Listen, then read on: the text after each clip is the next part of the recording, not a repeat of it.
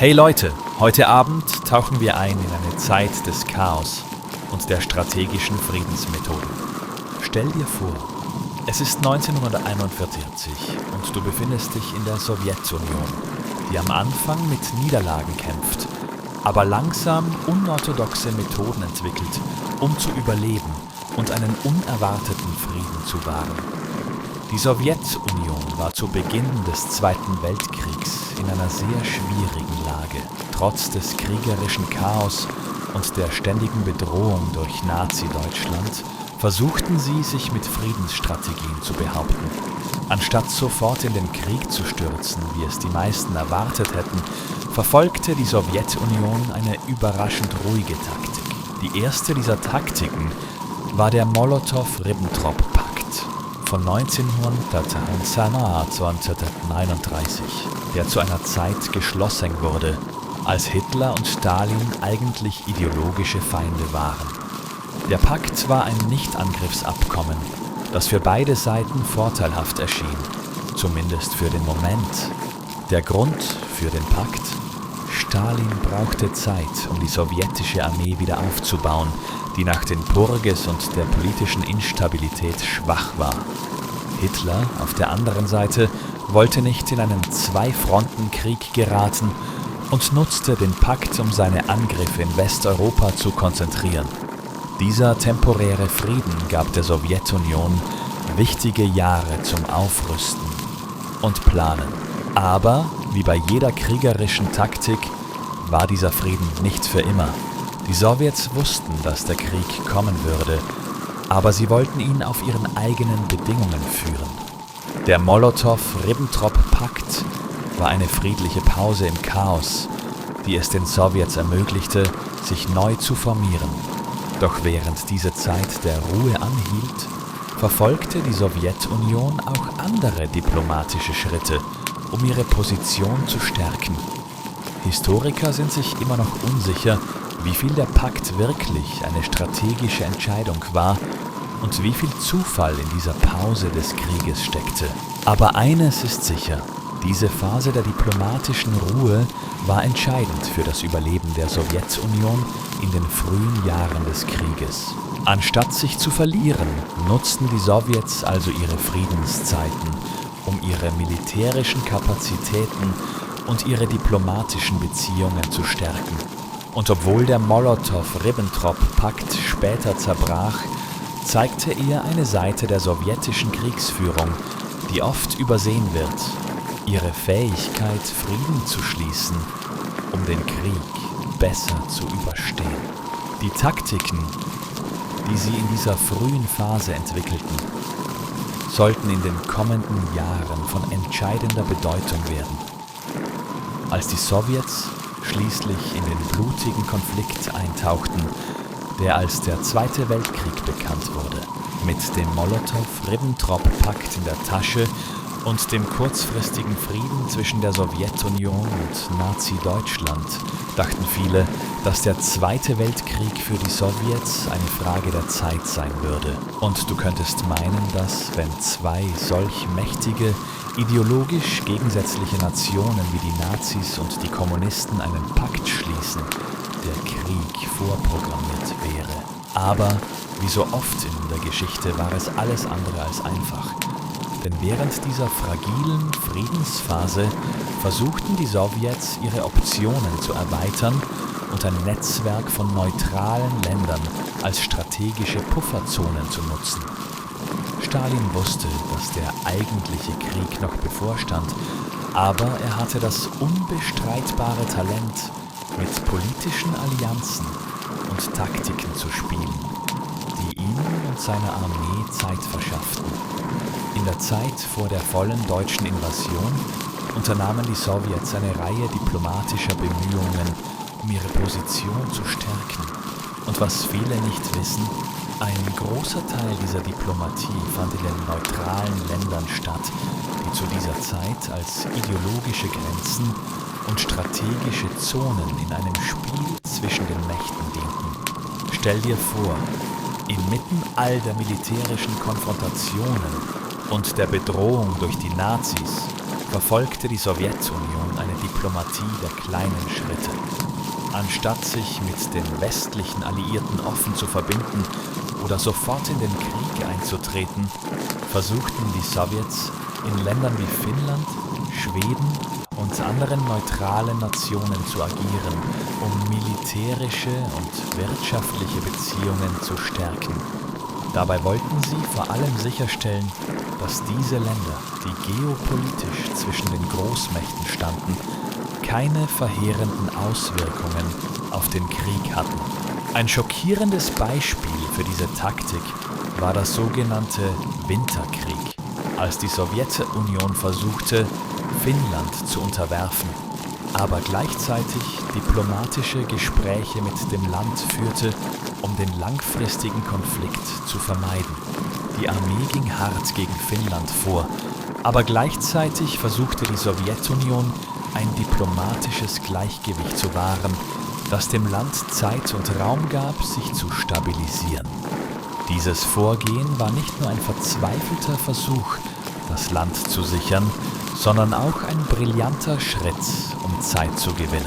Während die Welt auf den Angriff wartete, arbeiteten die Sowjets im Hintergrund hart daran, nicht nur militärische, sondern auch diplomatische Friedenstruhen zu schaffen, die zu einem späteren Zeitpunkt entscheidend sein würden. Doch mit der Zeit wurde klar, dass der Zweite Weltkrieg unausweichlich war und die Sowjets mussten ihre Friedenspause beenden. Die Unruhe in Europa und die wachsende Bedrohung durch die Nazis zwangen sie, sich intensiver vorzubereiten und die Zeit zu nutzen, um ihre Verteidigungsmaßnahmen zu verstärken. Historians still debate whether Stalin's decision to pursue this diplomatic strategy was a sign of caution, or if it was simply his long-term vision to build strength quietly before the inevitable clash with the Nazi Germany. In hindsight, it's hard not to see the initial stages of Soviet diplomacy in the war as a carefully orchestrated dance, buying precious time. Also, während viele Länder direkt in den Krieg eintauchten, nutzten die Sowjets ihre diplomatischen Fähigkeiten, um in einer Region, die sonst vielleicht untergegangen wäre, durch eine Mischung aus Verhandlungen, Zwang und klugen Bewegungen zu überleben. Ein feines Beispiel für die Taktiken, die in dieser Zeit den Unterschied zwischen Überleben und Niederlage ausmachten. Rendai Sowjets, an ihrer diplomatischen Strategie arbeiteten, blieb der Krieg weiterhin einständig Bedrohung.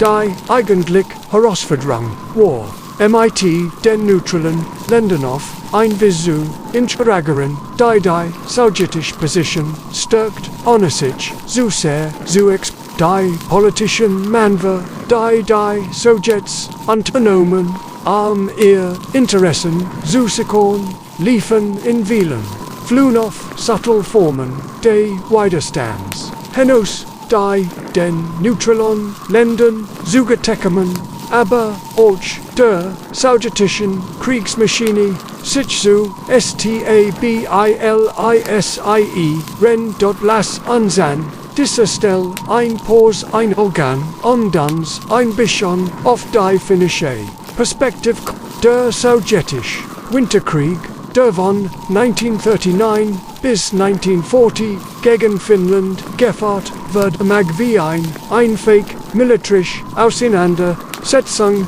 erscheinen, aber es gab viel diplomatisch Überlegungen, die auch für den Krieg von Bedeutung waren.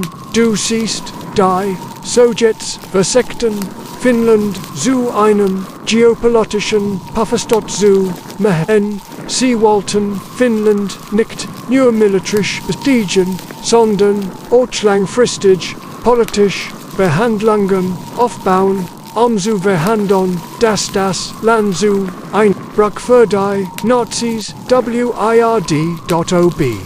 Weil Finnland den Krieg im militärischen Sinn wolle, kann es sein, an Abgängigkeit an die Einguss Neutralität bewahren, was eine überraschend diplomatisch Leistung war. Es war fast so, als ob die Sowjets Rend Diocese, Krieges, ein kleines, Friedensnetzwerk, Schufon, das, sich im Lauf, des Krieges, als unverzichtbar, erweisen, Word, der Winterkrieg, siegt, die sowjetische Fickigkeit, Gould, MIT Diplomatie, zu, verbinden und gleichzeitig, ihr strategischen Ziel zu verfolgen, da ist, war nicht nur Finnland. Das von sowjetischen diplomatischen Taktiken profitiert. Auch andere neutral Staaten wie Schweden und die baltischen Staaten wurden ein wichtiger Bestandteil der sowjetischen Kriegsführung. Die Sowjets versuchten, geheim diplomatisch Verhandlungen und den Austausch von Ressourcen in diesen Ländern zu agieren, ohne sich zu sehr in die militärischen Angelegenheiten das siegt ein weiteres bemerkenswertes Detail der sowjetischen Friedensstrategie, die Bereitschaft für das Eigenüberleben diplomatisch Allianzen zu schmieden, die an der Oberfläche nicht sofort erkennbar wären. Diese Methoden wären nicht nur entscheidend, die UdSSR in den frühen Jahren des Krieges am Leben zu erhalten, sondern auch ein Beweis für die taktische Weitsicht der sowjetischen Historiker streiten sich immer noch darüber, ob Stalin die Situation richtig einschätzte oder ob MIT diesen diplomatischen Schachzügen einfach Glück hat. Das unbestreitbar bleibt, dass die Sowjets MIT diesen Friedens entschieden seit für den Aufbau von Militär und der Wirtschaft Juanon haben die diplomatischen Jugend der Sowjets in den ersten Jahren des Krieges bewahrten nicht nur die geopolitische Balance, sondern schaffen auch ein starkes Netz, das im Lauf der Zeit zu einem der mächtigsten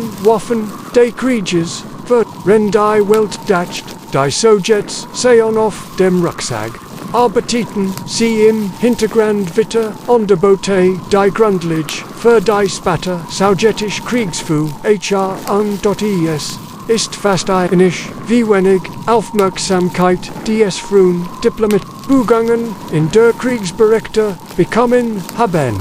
Da wenn man die historischen Fakten betrachtet, wird klar, dass dies Friedensstrategien ebenso entscheidend wären wie jede militärisch entscheidend.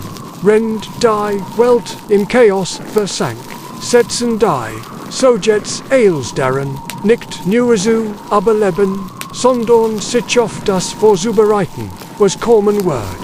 Wenn man über die sowjetischen Friedensstrategien nachdenkt, fällt auf, dass die Art und Weise, wie sie MIT ihren eigenen besetzten Gebieten umgingen, ein weiter interessant Facette der sowjetischen Kriegsführung darstellt, rend viel Menschen die Sowjetunion nur MIT brutalen Schlachten an dem Schrecken des Krieges verbinden, war die Realität viel komplexer. In vielen besetzten Gebieten versuchten die Sowjets Subteltaktiken der friedlichen Resistenz zu entwickeln, die Kontrolle zu sichern, ohne den offenen Widerstand direkt zu konfrontieren.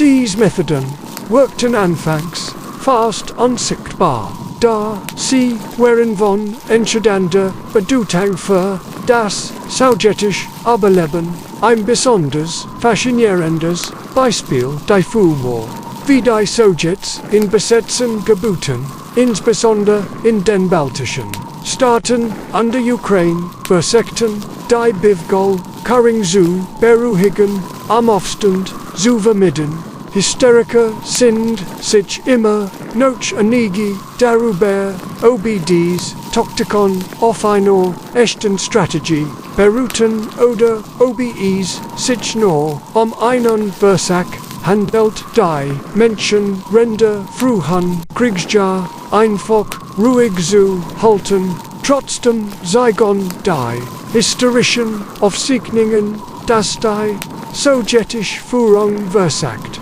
diesen Gebeten ein Gussform von Frieden zu vermitteln oft, indem sie den Alltag der Menschen, so it is ging, nicht stört, stellen wir uns also vor. Du bist ein Bürger, eins dieser besetzten Gebiet, rennt Dragon die Fronten die Krieges wuten under das Land von den Nazis an der Roten Armee oberend Word. Versagst du, in deinem normalen Rhythmus zu bleiben. Is mag merkwürdig erscheinen, aber die Sowjets versagten dies Gebiet nicht. Nur durch Gewalt zu kontrollieren, sondern auch durch das Guerillisten einer Art normalem Leben, das inmitten der Zerstrung relativ ruhig blieb, anstatt sich ausschließlich auf die militärische Macht zu verlassen, versagten sie durch kleine, aber wirksam Anpassungen im täglichen Leben das Vertrauen an die Loyalität der Bevölkerung zu gewinnen. Zum Beispiel setzen sie in Wielon Gabeten Zivilverwalten ein, die den Menschen das Gefühl gaben, dass zumindest einige ihrer altgleichen Bedürfnisse weiterhin berücksichtigt wurden. In Staden an der Wehrmacht, die Gerard von der Wehrmacht oder den sowjetischen Truppen überrollt wurden, gab es oft eine Art von Stillstand, eine Art von pazifistischer Ruhe, die beiden Seiten trotz des Krieges nicht sofort zerschlagen, aber es war auch eine Zeit, in der die Sowjets versagten durch Geheimoperation und die subtle Manipulation von lokalen Widerspensag, die anfangs gegen die sowjetische Herrschaft waren. Ihr Friedensstrategien umzusetzen, dies auf den ersten Blick nicht wie ein traditional Kriegsfront erscheint, war es eine Form von Friedensoperation, die bis heute viele Forscher und Historiker beschäftigt. Wie kann es sein, dass die Sowjets in einem so schweren Krieg ein Gussform von Leben in Frieden aufrechterhalten? Einige Historiker argumentieren, dass dies nicht nur die Taktik der sowjetischen Militärführung war, sondern ein pragmatisches Bestreben, das Land so lange wie möglich in einem Zustand relativer Stabilität zu halten. Dort in den Besetzungsgebieten an den Städten, die direkt an der Frontlinie lagen, wurde deutlich, dass die sowjetische Diplomatie nicht nur auf internationalen Verhandlungen beruht, sondern auch auf der Fähigkeit, inmitten der Chaos eine Form der sanften Kontrolle zu etablieren. Der Grad an Selbstverwaltung, den Menschen in bestimmten Gebieten zugestanden wurde, war erstaunlich hoch. Ein scheinbar paradoxer Zustand von Gewalt an der Diplomatie, der is der Sowjetunion ermöglicht, ihr matcht nicht nur durch brutal Militär, sondern auch durch Friedensverhandlungen und subtle politische Taktiken auszuüben. Historians still argue about how effective these strategies truly were. Some claim that they bought the Soviets enough time to regroup and recover, while others suggest that they only delayed the inevitable collapse of the Soviet hold on some of these regions. What is clear, however, is that these efforts played a key role in maintaining a certain kind of fragile peace within the chaos of a world at war. Die sowjetische Fähigkeit, Frieden zu wahren, sie gleichzeitig in einem Weltkrieg verwickelt, woran sieht sich besonders deutlich in der Rolle der sowjetischen Propaganda. Während der Kriegsjahr war die sowjetische Regierung nicht nur auf militärische Operationen angewiesen, sondern auch auf eine effektive Nutzung der Medien und der öffentlichen Meinung. Amir, inner und der hohe Kriegsfront zu, bein, dies War, ein weiterer, weniger, beachter Aspekt, ihrer Friedensstrategien, in dem sie ein Bild der ruhigen Widerstands erschufen, versekten sie, die Bevölkerung zu beruhigen, unter des, inmitten, unter das, inmitten eins, Krieges, der das Land auf alle ordentlichen Weisen erschüttert. Wenn du dir vorstellst, in der Sowjetunion, des Zweiten Weltkriegs zu leben, würdest du mit Sicherheit von all den Propagandapläten und Radioen sprechen, überflutet werden, die dir versichern, dass die Rote Armee die best unterstützt der Welt war. Aber das war nicht als die sowjetische Propaganda war, auch darauf aus die Bevölkerung zu beruhigen und eine Atmosphäre der relativen Friedens zu schaffen. Inmitten der Bombenangriff und der ständigen Bedrohung durch Nazi-Deutschland war es dies Beruhigung durch die Medien, die den Menschen das Gefühl gab, dass sie nicht allein waren, dass der Krieg trotz allem gewonnen werden kann. Die Sowjets hatten ein ausgeklügeltes Propagandasystem, das darauf abzielt, der Bevölkerung ein Mischung aus Besorgnis und Hoffnung zu finden. Aber dies Propaganda war nicht nur dazu da, die Moral zu steigern, sie war auch eine subtle Form von Diplomatie, die sowjetische Führung warst, das, wenn sie in der Lage waren, das Volk in einem Zustand der relativen Friedens zu halten, sie mehr Zeit gewinnen konnten, sich für den bevorstehenden Kampf in großer Visweren die Propagandamaßnahmen eine Erweiterung ihrer militärischen Taktiken, sie wollten die Gesellschaft mobilisieren, aber ohne unteilige Panik oder Verwahrung. Ein weiteres interessantes Element der Sowjetischen Propaganda war die Art und Weise, wie sie ihre internationalen Allianzen darstellten. Besonders nach dem Betritt der USA und Großbritanniens zur Kriegsfront, nach der Invasion von Pearl Harbor 1941, wollten die Sowjets ihre Beziehung zu den westlichen Alliierten als ein Partner schafft im Kampf für den Frieden, da die Realit war Kompositor, die Sowjets, die in der Vergangenheit mit den westlichen Demokratien wenig gemeinsam hatten, nutzten die Gelegenheit, den Krieg als einen globalen Kampf für den Frieden darzustellen, wobei sie sich als das Bulwark gegen den Faschismus positionierten. Gleichzeitig wurde die westliche Feindlichkeit durch sowjetische Propaganda auch davon überzeugt, dass der sowjetische Widerstand nicht nur heroisch war, sondern dass die Sowjets als strategische Partner unverzichtbar dies Propaganda trug zur Entwicklung eines vorübergehenden Friedens zwischen den Alliierten bei, der notwendig war, die gemeinsame Bedrohung durch Hitler und das Naziregime zu bekämpfen. Dort rennt all dies Maßnahmen nach außen hin, nach einem klaren und erfolgreichen Friedensschild. Außerhalb wussten die Sowjets selbst, dass dies nur ein Zwischenlösung war.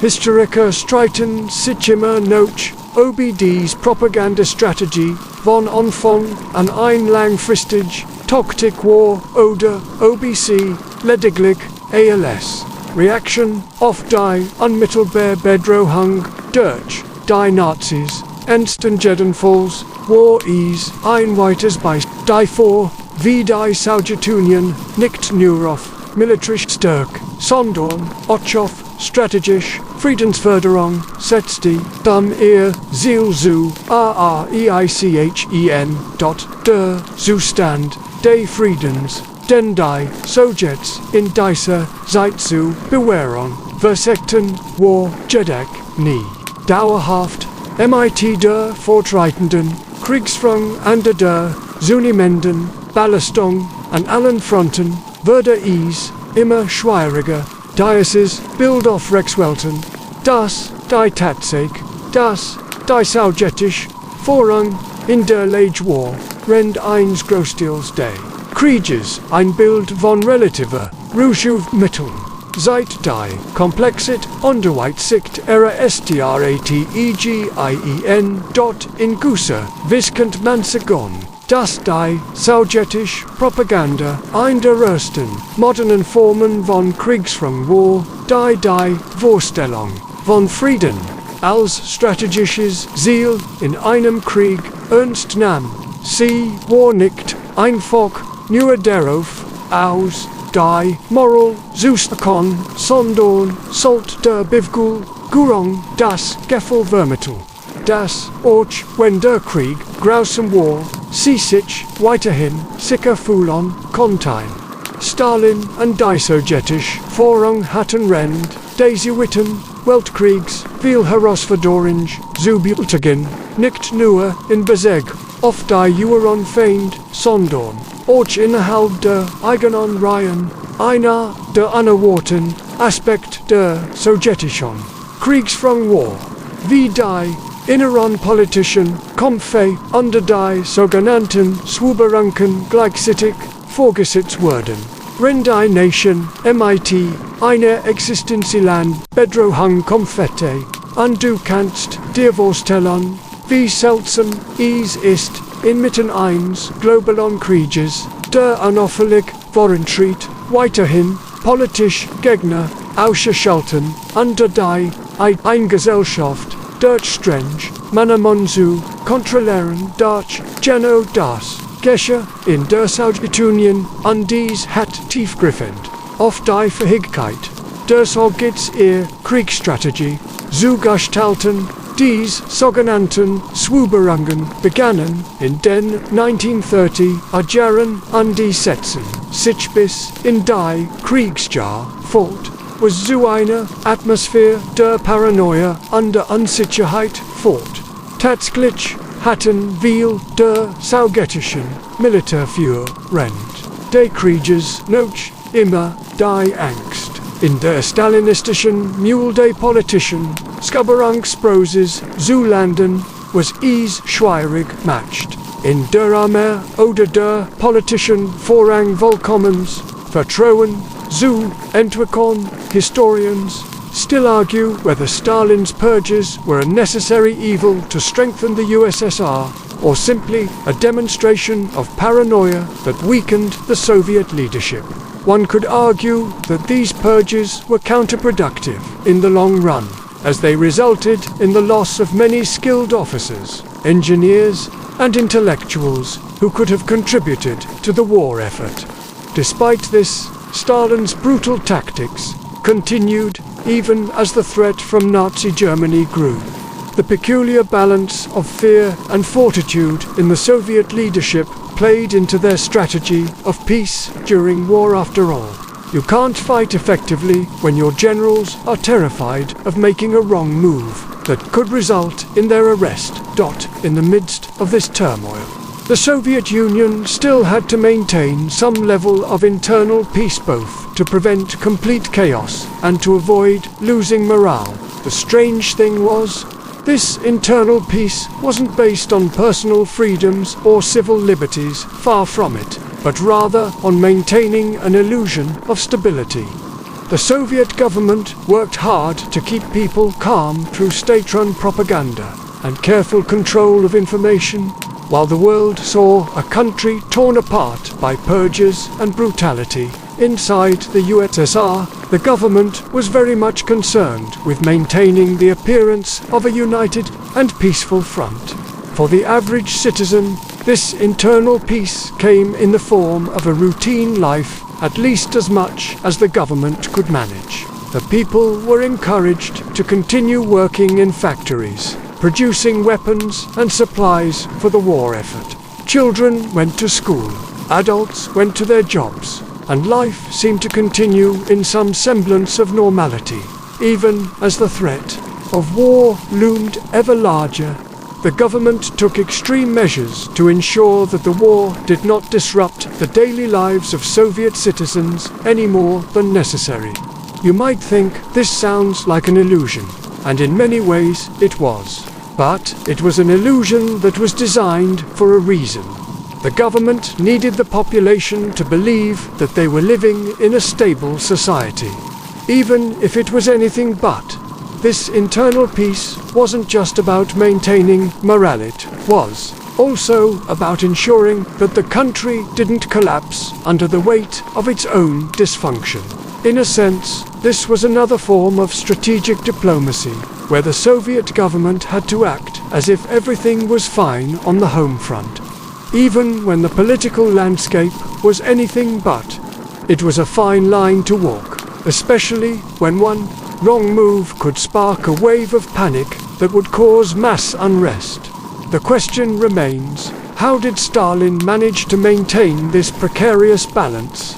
It's possible that the purges themselves, despite the havoc they caused, served as a form of internal control, by making it clear that no one was safe. No matter how high-ranking Stalin kept his leadership in a state of constant vigilance. People feared making mistakes, and in this atmosphere of fear, the government could push through policies with little opposition. While it's easy to criticize Stalin's paranoia, it's undeniable that it played a significant role in shaping the peace tactics the Soviets employed. Maintaining this internal peace was as much about fear as it was about diplomacy. Fear that the system could collapse if even the smallest of cracks appeared. Die Sowjetische Kriegsführung by Sonders, Rend der Jahr des Zweiten Weltkriegs, war nicht nur ein Geschichte von Schlachten und taktischen Bewegungen. Ein entscheidender Teil der sowjetischen Strategie war es, durch Geheim und Verbindungen eine Art von inoffizierem Frieden aufrecht. Und das bedeutet, dass die Sowjets nicht nur an der Front kämpften, sondern auch im Hintergrund ifrig demot beschäftigt waren. Mit den Westmächten zu verhandeln war oft unterwürschlich. Die sowjetische Diplomatie war oft ein Spiel hinter, wobei ein Willsoll an geheimen Verhandlungen und Arrangements die sowjetische Kriegsführung unterstützten. Ein Beispiel dafür war die Zusammenarbeit mit Großbritannien unter den Vereinigten Staaten, die, obwohl sie ideologisch keine echten Partner waren, ein gemeinsames Ziel hatten, Hitler zu besiegen. Die Sowjets versuchten dies Besiegen zu, indem sie sich als unversichtbar Kriegsführer präsentierten. Die wahren Details dieser Besiegungen blieben oft verborgen. Die westlichen Pore mit ihrer Partnerschaft, aber in Wirklichkeit gab es immer ein gewisses Misstrauen gegenüber den sowjetischen Absichten. Die geheimen Verhandlungen und die ständige Taktik der Sowjets, ihr eigenen Interessen zu wahren, spielten eine wichtige Rolle in ihrem Friedensplan. Rend der Kriege was wirklich nachschauen hin wie ein formelles Bündnis zwischen den Alliierten, außer war in Wirklichkeit ein ziemlich dünner Fäden, der sich ständig spannt. Da dies subtle Diplomatie war ein der wichtigsten Taktiken der Sie wussten, dass sie ihre Position sichern mussten, nicht nur durch militärisch Erfolg, sondern auch durch ihre Fähigkeit, die richtigen Gespräche im richtigen Moment zu führen. Es gab eine von geheimen Treffen, bei denen die Sowjets und ihre westlichen Partner Verhandlungen führten, aber oft so eine verschwimmen, eben das sie für den Großteil der Welt unsichtbar blieben. Die Öffentlichkeit hat keine Ahnung, dass dies Gespräch stattfanden, und die hatten sie großen Einfluss auf den Verlauf der Dies Gespräch haben den Sowjets militärisch Ressourcen under Unterstützung zu erhalten, die sie dringend benötigten, Weiterzugfahren under sich letztlich durchzusetzen. Historians still debate the level of trust between the Soviet Union and its Western allies during the war. Some say that the Soviets used this diplomacy purely for survival, while others argue that it was part of a longer-term strategy to influence post-war Europe. What remains clear, however, is that the Soviet Union's peace negotiations with the West were far more sophisticated than anyone realized at the time. The Soviets understood that the ultimate goal was not just to defeat Hitler, but to position themselves as a major post-war power. Die Diplomatie, die im Schatten der Kriegsführung stattfand, war ein weiteres Beispiel für die sowjetische Vorsichtigkeit. Frieden inmitten des Krieges zu führen. Sie hatten gelernt, dass der Krieg nicht nur auf dem Schlachtfeld gewonnen werden kann, sondern auch durch die Fähigkeit, den Dialog mit den richtigen Partnern zur richtigen Zeit zu führen.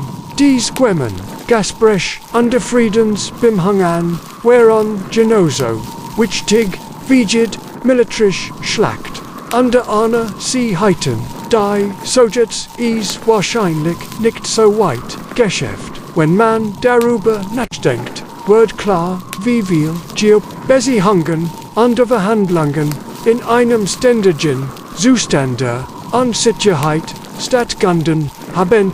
Die Sowjets spielten ihre Karten geschickt aus, und ihre Fähigkeit, Verhandlungen zu führen, während sie gleichzeitig ein militärisches Prozess aufrechterhielten, war ein einzigartiges Element ihrer Kriegsführung. Frieden war nie die Ideal.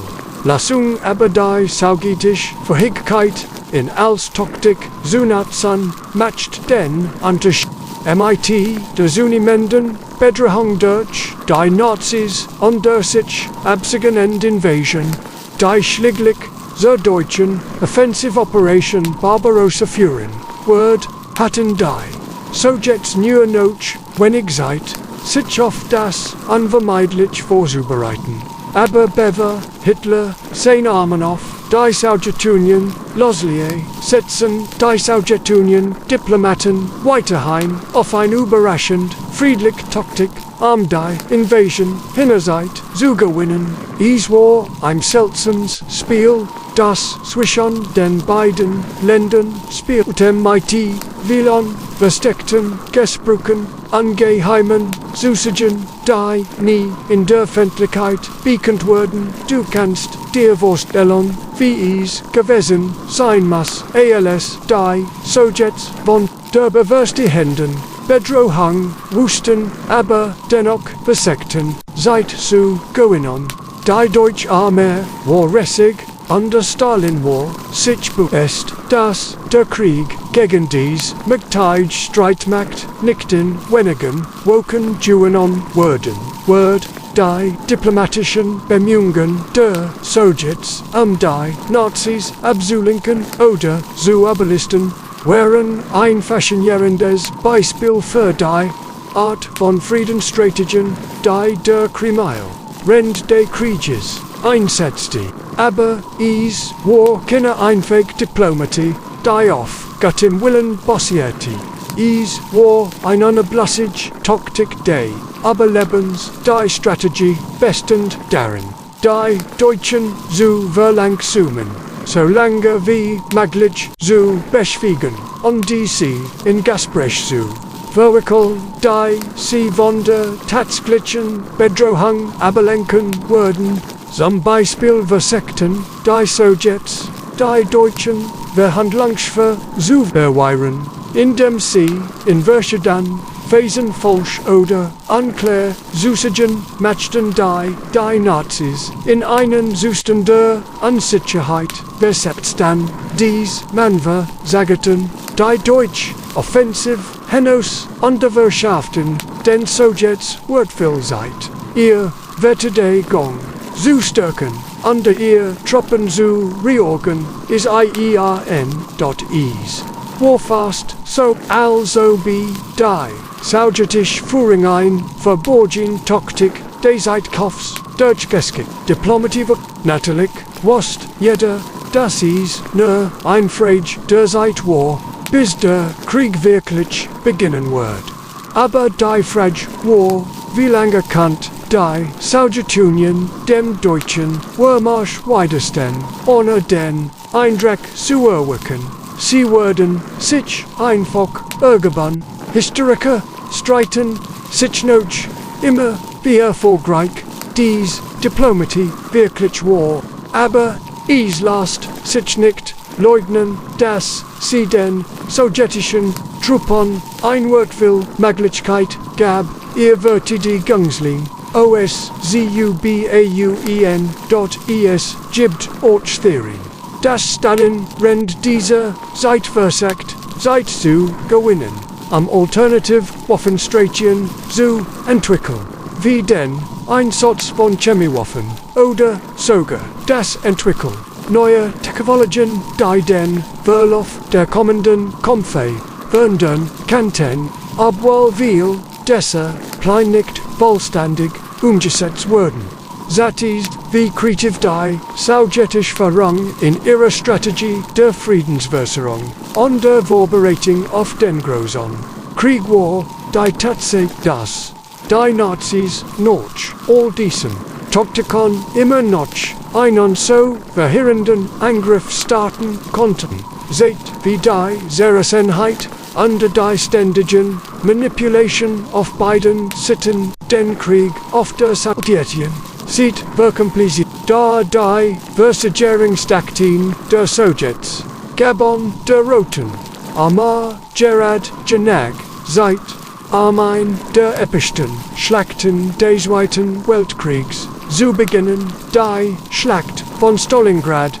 Est bemerkenswert, wie viel Zeit und Energie auf diplomatisch Gespräch verwendet wurde, die Offensive hinzusetzen, obwohl viel dies Taktiken als rein zweckmäßig und notwendig abtaten, da dies subtle, fast und Zeit der Diplomatie spielt an entscheidend Rolle.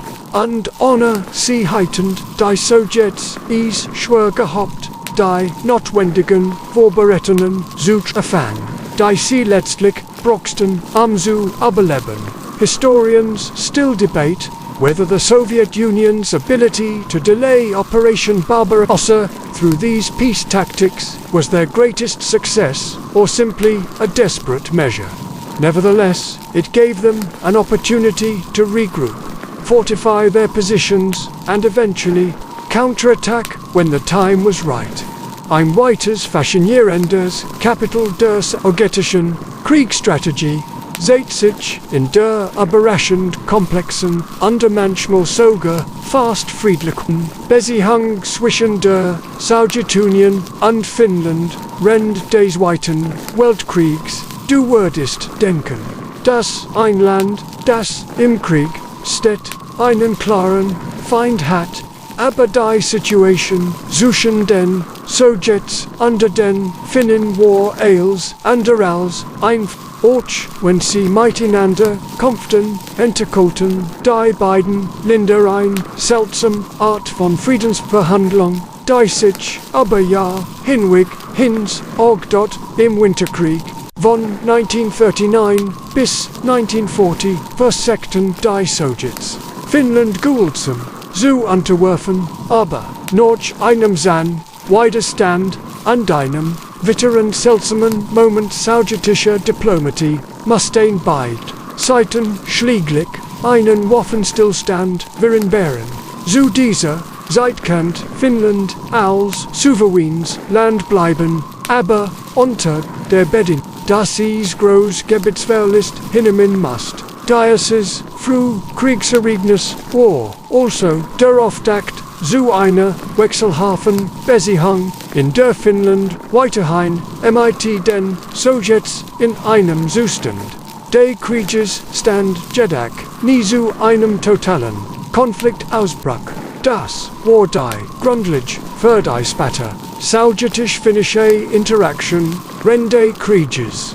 Trotz dieser intensiven, Kampfe unter bitteren Kriegswunden, hielten die Sowjetis unter die Finnen immer wieder still verhandeln. Dies Verhandlungen waren so diskret, dass sie von den meisten Beobachtern des Krieges nicht wahrgenommen wurden. Für die Finnen war es eine Möglichkeit, ihr Souveränität souverän, wenn die Sowjets versuchten, Finnland nicht vollständig zu erobern. Es gab sogar Bericht über geheim diplomatisch Gespräche zwischen den beiden Nationen, in denen sichergestellt wurde, dass beide Seiten eine Art angeschriebenen Frieden, obwohl der Krieg nie wirklich bindet wurde. Geopolitisch Zuikmail der finnischen neutralen Position war nicht nur ein cleverer Zug der Finnen, sondern auch ein bemerkenswerter Schritt des sie erkannten, dass ein vollständiger Krieg gegen Finnland resultieren verschlingen würde, die sie besser gegen die Nazis verwenden konnten. Auf der anderen Seite Ostfinnland, das es ohne sowjetisch Zugeständnis in einem größeren Krieg mit Deutschland oder der Sowjetunion keine Chance hat, so aber in Gusse Wissbeworten beide Länder auf dies wie einen seltsamen Frieden, in dem sie ihr Feindseligkeiten oft im Verborgenen Ostragon unter diplomatisch versuchten, die Balance zu halten. Stalin musste sich dabei ständig anpassen, aber sagt, den Krieg zu führen, ohne dass die Finnen vollständig aufgeben mussten. Ohne dass die Sowjets so viel von ihrem geopolitischen Einfluss verlieren. Dies Taktik, die in den wütenden Schlachten der Geschichte meist übersehen wird, ist ein weiteres Beispiel für die sowjetische Kunst, Frieden zu bewahren, während der Krieg weiterging. Es war eine subtle Diplomatie der Kriegsführung. Der beide Seiten wussten, dass es keinen wirklichen Frieden gab, aber auch einwilliger Bruch zu einem unbestimmten Ende führen wird. Historians still argue about how significant this uneasy peace between Finland and the Soviet Union truly was.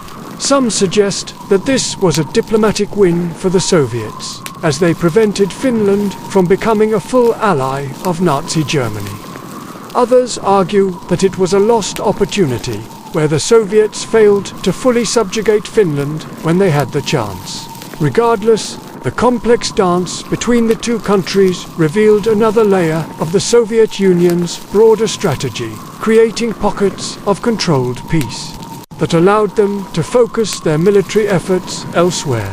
Der Winterkrieg unter die anschließenden Verhandlungen zwischen Finnland und der Sowjetunion sind daher ein hervorragendes Beispiel davor, wie die sowjetische Führung auf subtle versucht, Friedensbedingungen zu wahren, in einem so gefährlichen Krieg zu überleben. Auch wenn die Beziehungen angespannt und der Wolle Misstrauen waren, hält dies friedliche Taktik die sowjetische Kriegsführung effektiv und verhindert ein zustichliches Front. Die roten Arme weiter Geschwindigkeit. Die sowjetische Fähigkeit, inmitten des Krieges friedlich Vereinbarungen zu treffen, war nicht nur auf die Beziehungen mit Finnland und anderen kleinen Ländern beschränkt. Tatsächlich hat die Sowjetunion eine breite Strategie entwickelt, die den gesamten Ostblock umfasst. Ein Netz von Staaten, die als neutral oder freundlich galten, aber oft nur formal. In dieser Phase des Krieges spielt die Sowjetunion auf mehreren Schachbrettern, sowohl auf dem militärischen als auch auf dem diplomatischen, eher friedlichen Bemjungen, mit den sogenannten neutralen Staaten wären ein weiter vorgeschriebener Aspekt dieser Taktik, die darauf abzielt, die Kriegsmaschine am Laufen zu halten, ohne in einen weiteren, möglicherweise noch solch Konflikt einzutreten. Ein herausragendes Beispiel desert diplomatischen Begangen war die Sowjetische Strategie gegenüber den baltischen Staaten. Dies Länder, Estland, Lettland, Litauen befanden sich in einer geopolitischen Zwickmühle, da sie zwischen der Sowjetunion und der Nazi-Deutschland aufgeteilt waren. Die Sowjets versuchten zunächst, durch diplomatisch Mittel ihre politische Kontrolle über dieses Gebiet auszuüben und gleichzeitig versuchten sie, die Länder in einen Zustand der friedlichen Unterordnung zu bringen und sie mit den baltischen Staaten aus, dass dies neutral bleiben würden, was zu einer Phase relativen Friedens fort. Zumindest huselig dies Neutralität war jedoch nicht wirklich neutral. Die Sowjets setzen ihr politischen Ziel durch und versuchten, die baltischen Staaten in den sowjetischen Einflussbereich zu integrieren, ohne dies als geholfen Eroberung erscheinen zu lassen. Sie nutzten ihr diplomatisch Macht dies Staaten in die sowjetische Familie zu holen, wenn sie gleichzeitig ein Bild von Frieden und der Zusammenarbeit aufrechte. Es war ein der Wieland Taktikon mit denen die Sowjets versuchten, die geopolitischen Herausforderungen zu bewältigen, die durch die sich ständig andauernde Frontlinie des Krieges entstanden. Du kannst denken, dass dies als ein rein opportunistisch Begang war, aber es war auch eine langfristige Strategie. Die Sowjets verstanden, dass dies Regionen nicht nur strategisch wichtig waren, sondern auch wichtige Ressourcen und Infrastruktur besaßen, die sie im Krieg dringend benötigten. Die baltischen Staaten boten eine perfekte Möglichkeit, ihr Frontlinie zu sichern, ohne sich einem direkten militärischen Konflikt aus anderen die meisten dieser Gebiet unter sowjetischer Kontrolle standen, bewahrte die Regierung Moskaus geschickt den Anschein von Frieden anti-kontrolle.es gibt auch die Frage, wie will dies diplomatischen Bemühungen Kriegsführung beigetragen haben? Manche Historiker sehen sie als ein weiteres Beispiel für die sowjetische Fähigkeit, auf subtle Weise manipulieren und nicht nur auf dem Schlachtfeld zu kämpfen, sondern auch in der politischen Arena. Andere argumentieren, dass dies Bemühungen die neutralen Staaten in ihr Einflussfeld sind. Letztlich schaffen eines stabilen sowjetischen Blocks in Europa dann was wiederum ein entscheidend grundlich für die Nachkrieg-Sördung war. Der diplomatischen Taktiken und der vermeintlich friedlichen Kooperation in der Zeit des Krieges stellt sich heraus, dass die Kontrolle über dies Länder und die Verschmelzung der baltischen Staaten in die Sowjetische Union langfristig zu einer weiteren Form von Unruhe und Widerstand führten. Die Bevölkerung in den baltischen Staaten fühlt sich niemals wirklich in die sowjetische Friedensordnung integriert, was zu Spannungen entstanden fort. Historians still argue whether the Soviet Union's attempts to keep peace in the Baltic states were purely strategic, or if they reflected a more genuine attempt at peaceful diplomacy. Regardless of the answer, these efforts undeniably played a crucial role in shaping the Soviets' post-war sphere of influence.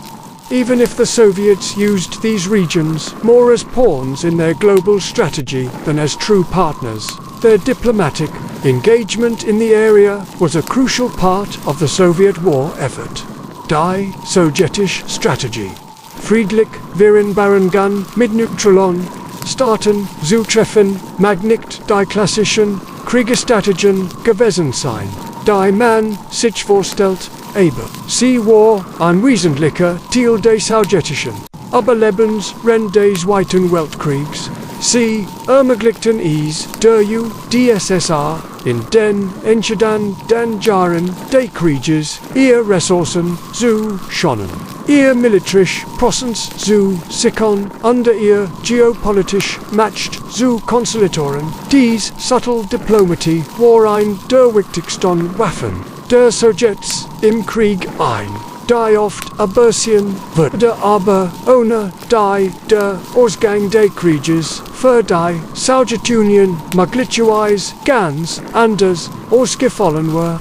Die sowjetische Kriegsführung war nicht nur von geheimen Verhandlungen und die diplomatischen Tricks geprägt, sondern auch von einer bemerkenswerten Verhängigkeit inmitten von Chaos und der Zerstrang aus friedlich Bedingungen für die eigene Bevölkerung zu besonders bemerkenswert war, wie die Sowjets versuchten, die Zivilbevölkerung in den von der Wehrmacht besetzten Gebieten zu schützen und die das nicht nur MIT-Waffen, sondern auch MIT-Taktiken der Psychologie und durch gewaltfreie Diplomatie stellt. Dir war, du lebst in einer Stadt, die gerade von den Nazis erobert wurde und du versuchst, so normal wie möglich die Sowjets wussten, dass ein direkter Aufstand gegen die Nazis in den besetzten Gebieten zerstrangen und der Verlusten voranward. Also setzen sie nicht nur auf militärisch Macht, sondern auch auf subtle Taktiken, den weitesten zu organisieren, ohne sofort auf Eifin Gewalt, Zuru CKZUGR, EIFEN, dort in vielen von den Nazis besetzten Gebieten, besonders in der Ukraine und Russland, entwickelten die Sowjets Netzwerk von Partisanen, die auf niedrigem Niveau, aber effektiv Widerstand leisten. Dies sabotierten, zugend Kommunikationslinien unterstützten strategisch Ziel, ohne sich in großen Schlachten zu verwickeln, was dies Gruppen jedoch besonders ausgeschickt war.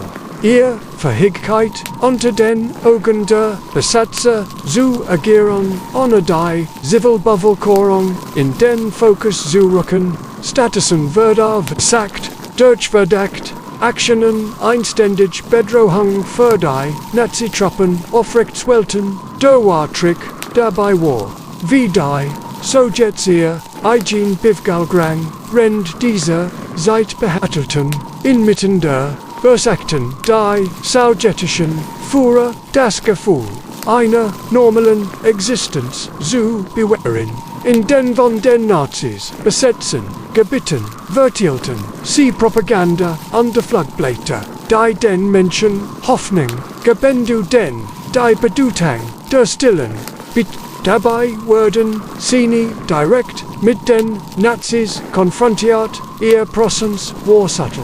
Aber konstant was für viele Zivilisten ein beruhigendes Gefühl von Sicherheit vermittelte, während sie sich auf das Kommen vorbereiten.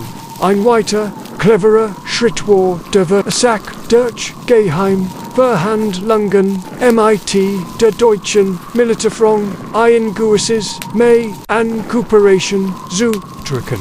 Es gab Bericht über informell Gespräch zwischen sowjetischen und deutschen Offizieren, die in verschiedenen Gebieten, besonders in der Nähe der Frontlinien, dies Gespräch wurden nie offiziell anerkannt, aber es ist bekannt, das sie auf lokale Ebene dazu beitrugen, die Zerstrang von Zivilgebieten zu verhindern und die Versorgung der bewilligenden Bedürfnissen aufrechtzuerhalten. Das klingt fast wie ein Paradox. Friedensstrategie inmitten eins Blutigen, da dies Taktikon wären, ein gleiches Mittel, der Zivilbevölkerung zu helfen, und gleichzeitig die moralische Oberlegenheit der Sowjet zu demonstrieren. Sie versagten den Krieg nicht nur als ein militärisch Herausforderung zu sehen, sondern auch als ein psychologisch und geopolitisch Auseinandersetzung. Durch subtle Formen der Kontrolle und der Diplomatie versagten die Sowjets, ihr eigen Bevölkerung zu schützen und gleichzeitig eine Form des Widerstands zu fördern, die nicht in einem Religion Aufstand enden must. Historians still argue whether these methods of avoiding full-scale conflict and instead engaging in low-level sabotage and psychological warfare were ultimately effective.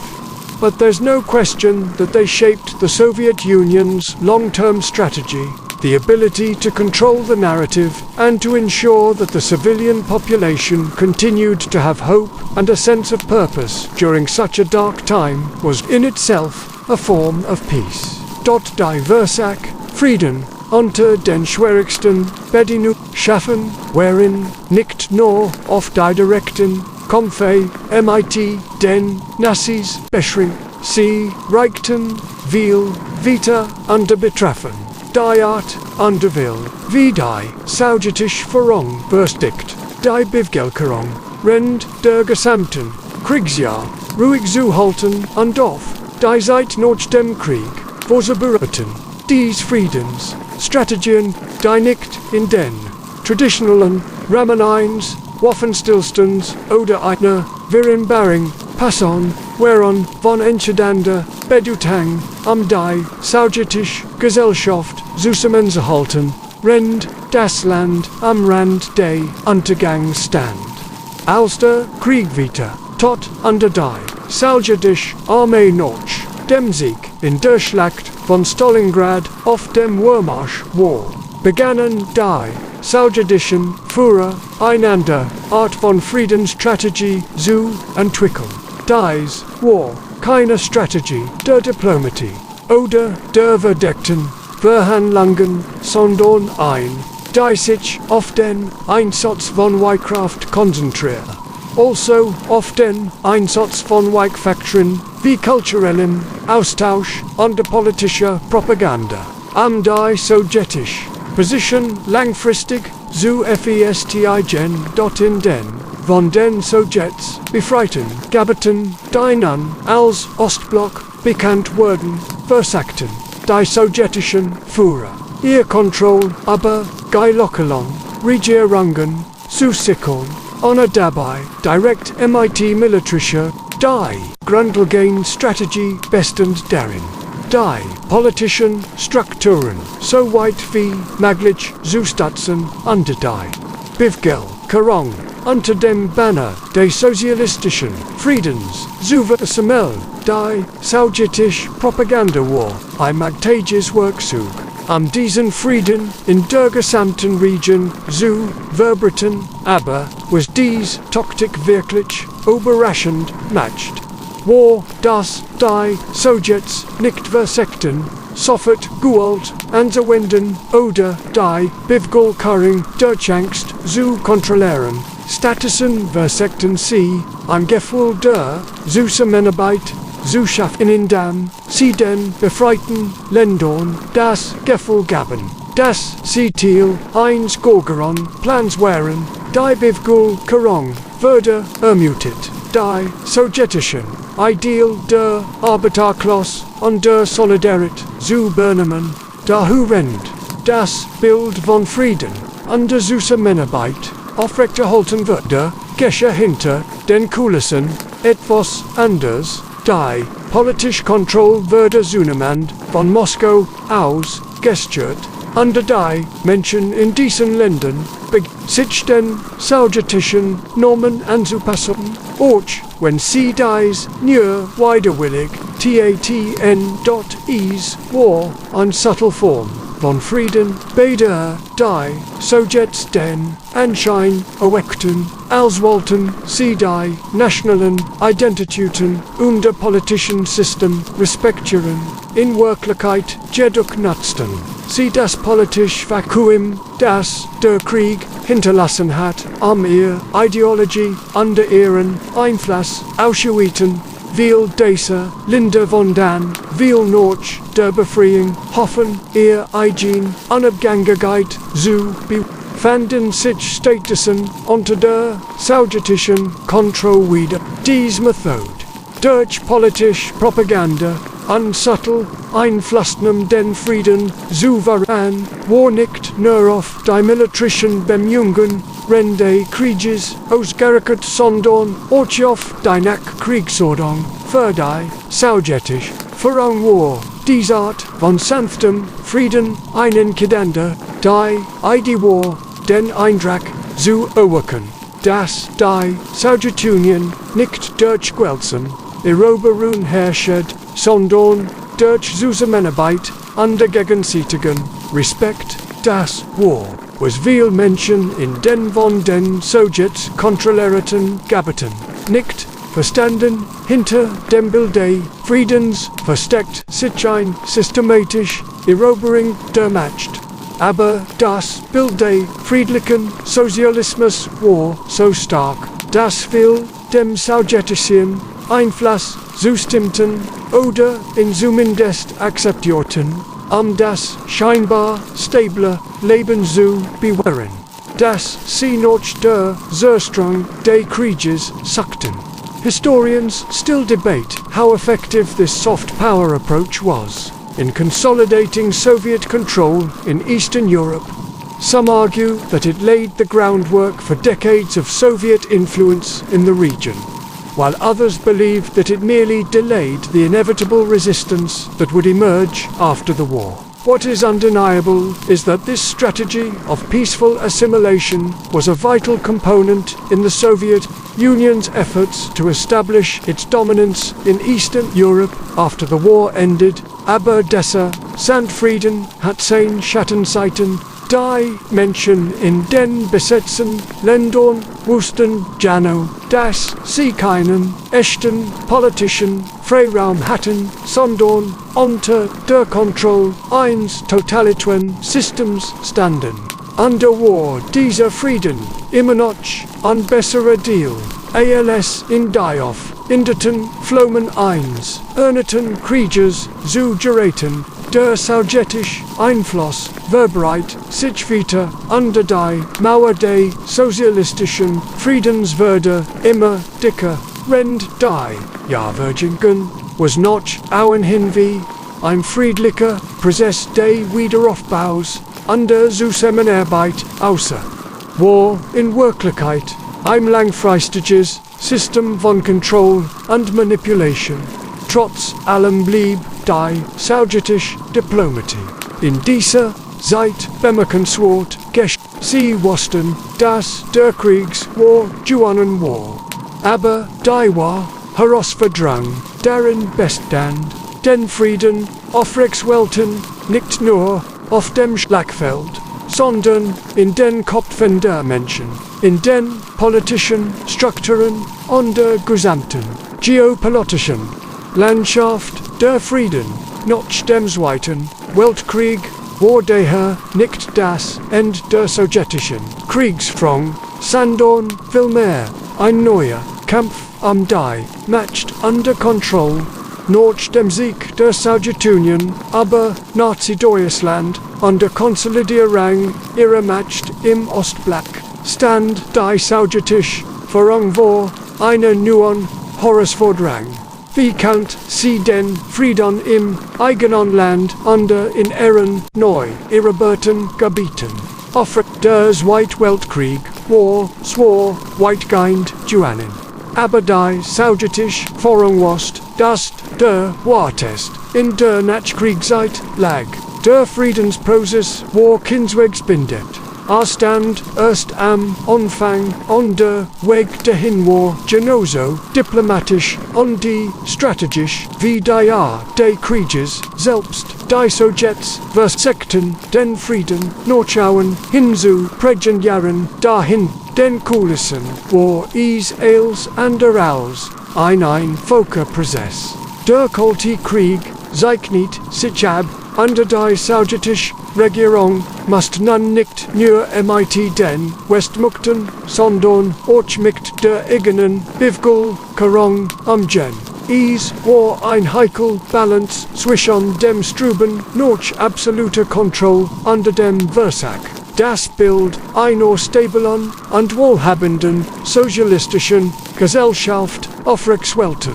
Ein bedeutender Teil der sowjetischen Nachkriegsstrategie war die Erweiterung der Kontrolle über Osteuropa. Die Sowjets hatten die Gebiete des Ostblocks während des Krieges militärisch erobert, aber die war Herausforderung bestehend darin, diese Regionen langfristig in ihr politisch und wirtschaftlich Struktur zu integrieren. Die sowjetische Forderung wusste, dass es nicht genug war, einfach militärisch Prozess zu zeigen. Sie mussten eine stable politische Infrastruktur schaffen.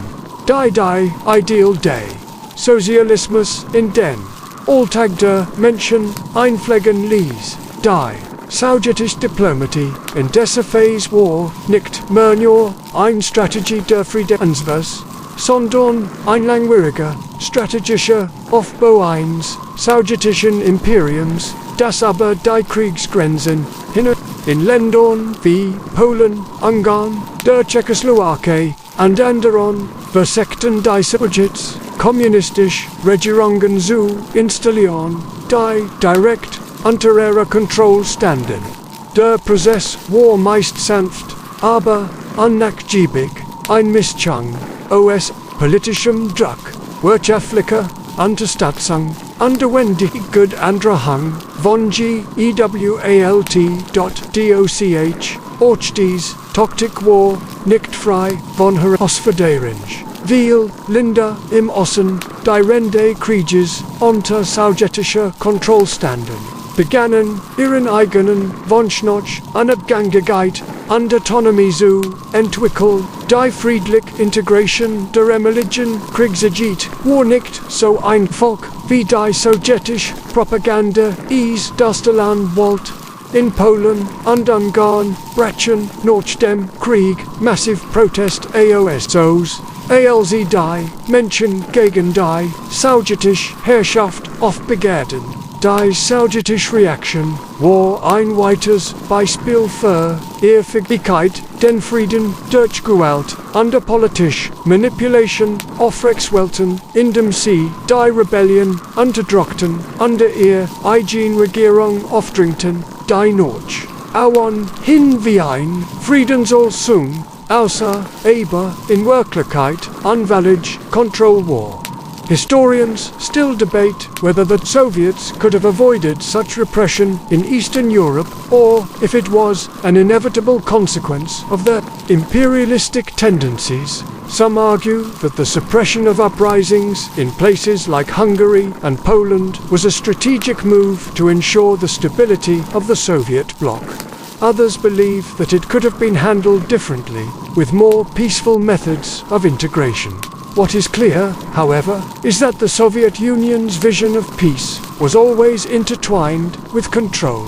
Ein weiteres bemerkenswertes Element dieser Zeit war die Art und Weise, wie die Sowjets versuchten ihr politischen und kulturellen Ideal auf die neuen Gebiete zu übertragen. Sie nahmen nicht nur wirtschaftlich Mann vor, sondern versuchten auch die Bevölkerung durch Bildung, Kultur und Medien in den sowjetischen Lebensstil zu integrieren. Dies subtle Diplomatie half dabei, die sowjetische Kultur zu verbreiten und das berühmten sozialistischen Blocks zu schaffen. der Zusammenhänge, Byte, und die Westlichen Markt, HERAUSCUFORDERN.DOCH inmitten dieser politischen Taktiken blieb der Frieden ein fragile Construction.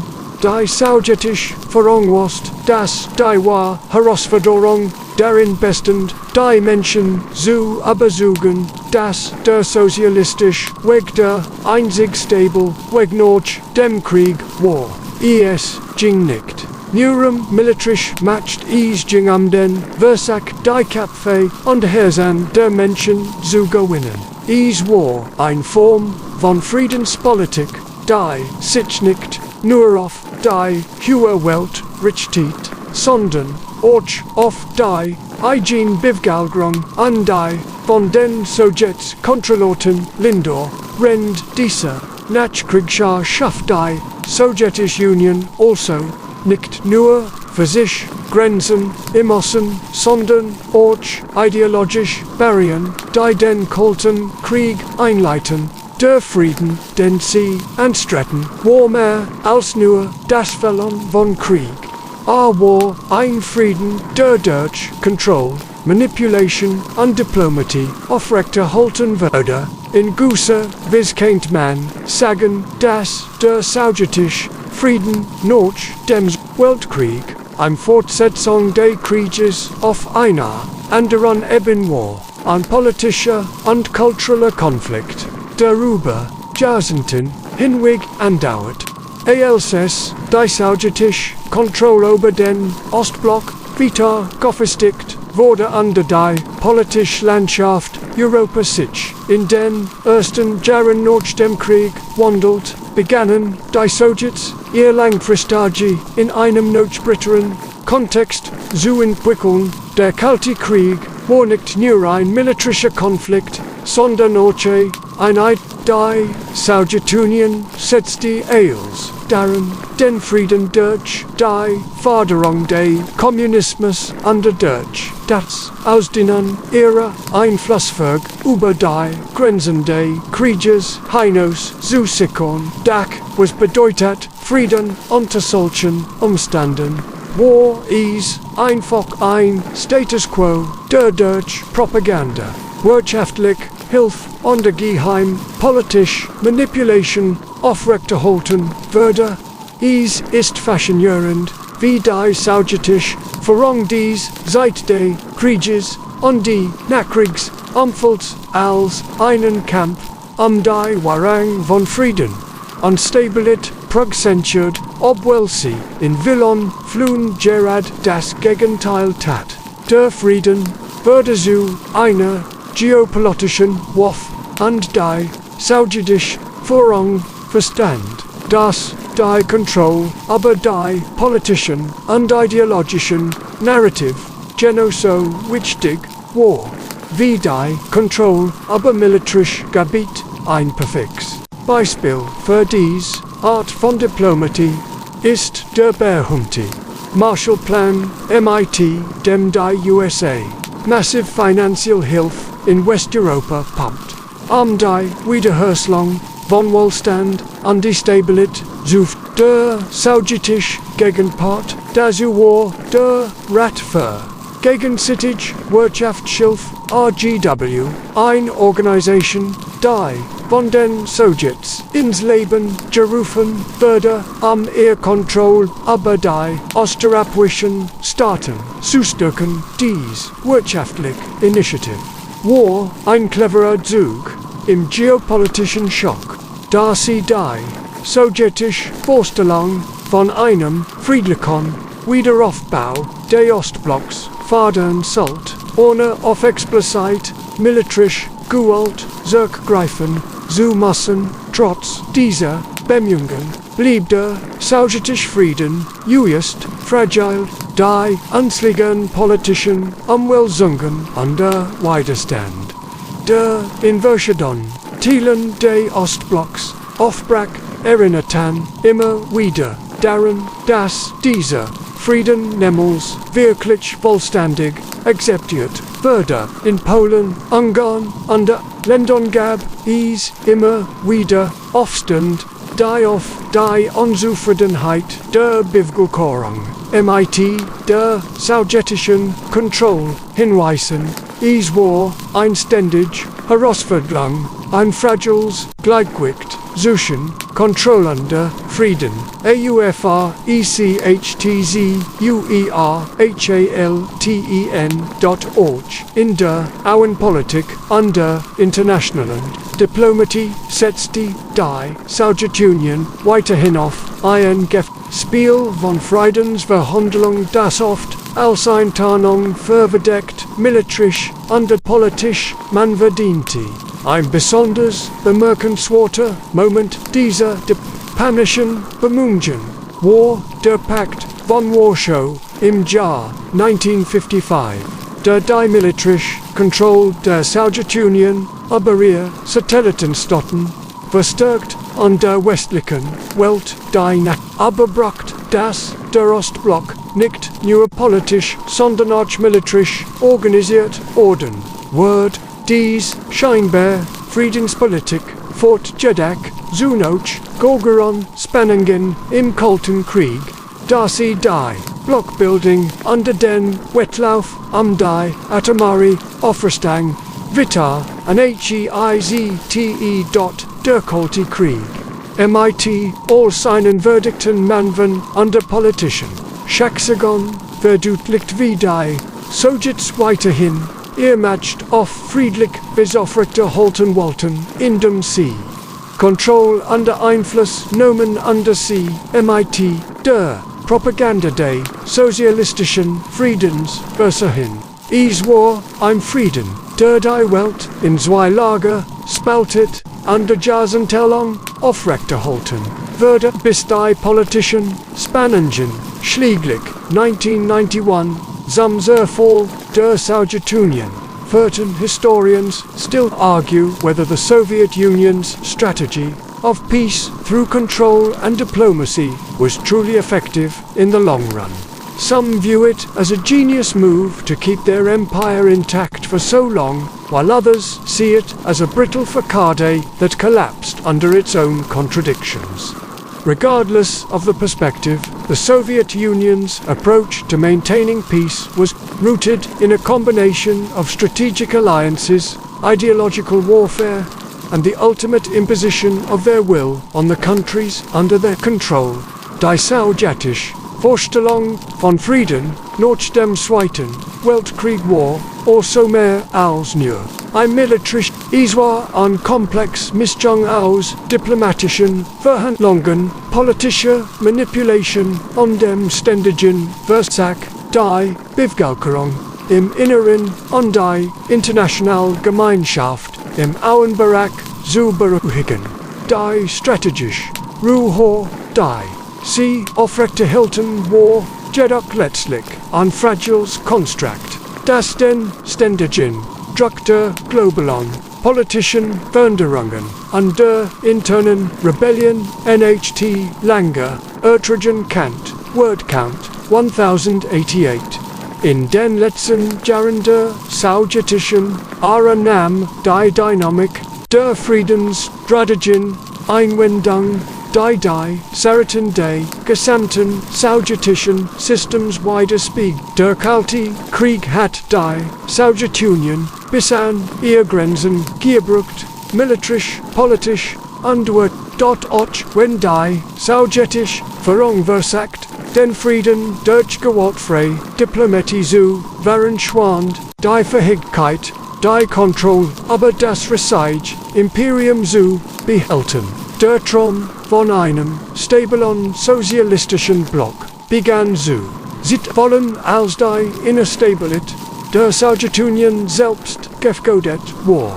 Ein der letzten Versuch der sowjetischen Regierung, den Frieden aufrechtzuerhalten, war die sogenannte Perestroika unter Michail Gorbatschow, die den Versuch darstellt, die sowjetische Gesellschaft von innen heraus zu reformieren. Gorbatschow versprach eine Sanftverhandlung und wirtschaftliche Erneuerung, aber die friedliche Intention, das System zu reformieren, Kollegiat, schnell, mighty den, realen, politischen, Unterseelen, Spannungen, die, in den, verschiedenen, Sowjetischen, Republiken vorhanden waren, Gorbatschows, Reformen zielt darauf ab, die, Sowjetisch, Gesellschaft zu stabilisieren, under Norch, Auen hin, ein Bild, des Friedens, under Frang zu, Sieg, da dies Taktik fort, zu, eine massiven Auflösung der zentralisierten Kontrolle.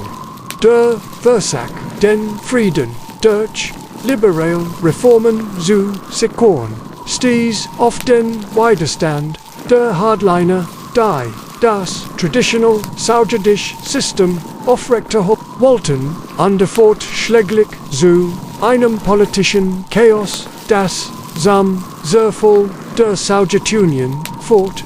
Ironischerweise war es die Friedenspolitik von Gorbatschow, die das Ende des Sowjetischen Imperiums beschleunigt. Historians still debate whether Gorbachev's attempt at peaceful reform was the best solution for the Soviet Union's declining power, or whether it sped up the collapse of the system. Some argue that his efforts were necessary to avoid an outright violent collapse, while others believe that his openness only served to undermine the very structure of the Soviet state. Regardless, it was clear that the old model of maintaining peace through repression and control was no longer sustainable. Der Zerfall der Sowjetunion war der Endgültige Bruch mighty der Sowjetischen Idee des Friedens, der Mangel an Kontrolle, das Zusammenbrechen der kommunistischen Ideologie und das Fehlen einer kohärenten inneren Friedensstrategie führten zu einer Ära der Unsicherheit unter der Umwälzung in der allmählichen sowjetischen Sphäre. Aber selbst als das Sowjetische Imperium zusammenbrach, war die Vorstellung von Frieden weiterhin entscheidend, nur war dieser Frieden nun nicht mehr das Produkt der sowjetischen Herrschaft, sondern vielmehr das Resultat der Willen nach bestnotjarender Kontrolle durch Moskau ihre Unabhängigkeit zu finden. Der Kalte Krieg mag offiziell vorbei gewesen sein. Aber die geopolitischen Spannungen, die durch die sowjetische Führung unter ihr Friedensstrategien aber Jahrzehnten hinweg entstanden waren, blieben in den internationalen Beziehungen.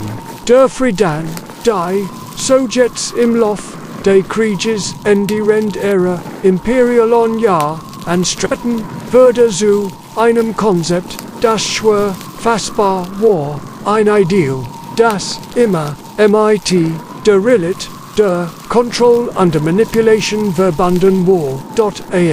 Endwort die sowjetische Geschichte als ein paradoxer Versack, Frieden aufrechterhalten, der soll militärisch stark als auch subtil diplomatisch manverkehrt, aber nie wirklich Dauer Stabilität finden kann.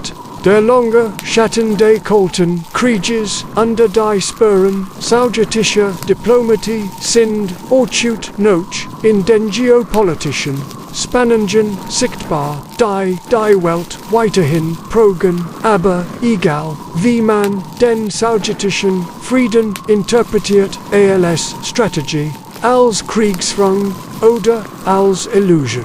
Eins ist sicher, die sowjetischen Bemühungen kann, den Frieden zu wahren, haben die Weltgeschichte nachhaltig beeinflusst und die geopolitische Landschaft auf ein Wissenschaftment, die heute immer noch spürbar ist. Der Romwort Ruhe, der Krieg mag vorüber sein, aber die Geschichten, die uns von den vergangenen Konflikten erzählen, die uns immer noch zu träumen und nachzudenken anregen, lassen uns in einem Moment der Stillverwirrung in dieser Stillheit ein Frieden, der auf die Lektionen der Vergangenheit verweist, ein Frieden, der uns in die Tiefen Gedanken des eigenen Verstehens an der Ruschfe, der Zweite Weltkrieg, an der Jahr, der Sowjetischen Vorrang nach dem Krieg, whereon von komplexen Taktiken geprägt, die auf an tiefer, oft unterschätzte Form von Frieden abzielten, die Sowjetunion verstand, dass die War Herausforderung nicht nur im Krieg lag, sondern auch in der Kunst. Die Kontrolle zu bewahren und gleichzeitig ein diplomatisch Ruhe zu fördern, die weitreichend matcht sich Bemühungen mit friedlichen Strategien zu überleben, sei es durch subtle Diplomatie, Verhandlungen oder politisch Manöver, projigen nicht nur den Verlauf des Krieges, sondern auch die geopolitische Landschaft der nachfolgenden JAHZEHNTEN.TROTZ all der militärischen Siege und die scheinbaren Stabilität, die sie anstreben wollten, blieb die sowjetische Vision von Frieden immer ein fragiles Konstrukt, das von zahlreichen politischen Spannungen, inneren, weitest an die den Anbauten des Kalten Krieges bedroht war. Da es war auch dies Fähigkeit, zur Anpassung, zur Erfindung, von wegen den Frieden zu sparen, die das Sowjetische Herbeizuführen erinnern, dies Ereignis an die bemerkenswert Fähigkeit der Menschen, inmitten der schlimmsten Krisen des Krieges, nach Frieden zu auch, wenn der Weg dorthin von Unruhe und Gewalt geprägt war, bleibt die Lektion klar. Frieden ist nie einfach nur das Fällen von Konflikten, sondern das ständig Bemühen, dem Unvorhersbaren umzugehen und zu überleben, in der Stil. Der Not kennen wir uns in dieser Reflexion verlieren. Wir sind das, selbst die düstersten Kapitel der Geschichte, letztlich von der Menschlichkeit unter dem Streben nach Frieden Ausland, rodet aus und lasst die Geschichten von Gesten in denen Truman weiterleben.